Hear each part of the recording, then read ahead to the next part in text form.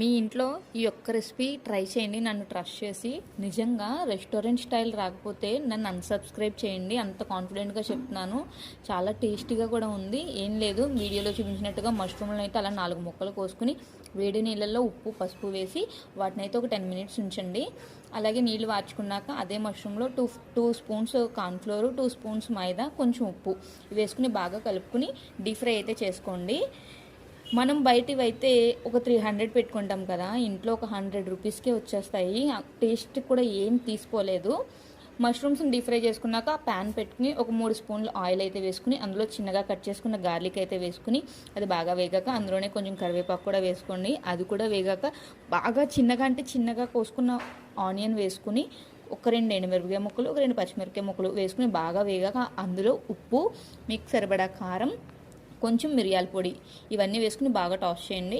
ఇది చేశాక ఇందులో ఒక 2 గరిటెలు అయితే పెరుగు వేసుకోవాలి. ఆ పెరుగు కూడా వేసుకుని బాగా కలుపుకోండి. బాగా ఉడికాక మనం పక్కన పెట్టుకున్న మష్రూమ్స్ని అయితే వేసేసుకుని బాగా అంటే హై ఫ్లేమ్లో పెట్టుకుని బాగా టాస్ చేయండి. అప్పుడే టేస్ట్ బాగుంటుంది. లాస్ట్లో కొత్తిమీర వేసుకుని తినేయడమే. సర్వ్ చేసి మీ ఇంట్లో మష్రూమ్ ఎవరికైతే ఇష్టం ఉంటుందో వాళ్ళకి ఇవ్వండి. దీన్ని మష్రూమ్ 65 అంటారు. టేస్ట్ అయితే నిజంగా అండి నెక్స్ట్ లెవెల్ ఉంది. ఒకసారి ట్రై చేసి చూడండి. నచ్చితే ఒక లైక్ చేయండి. ఉంటాను. బాయ్.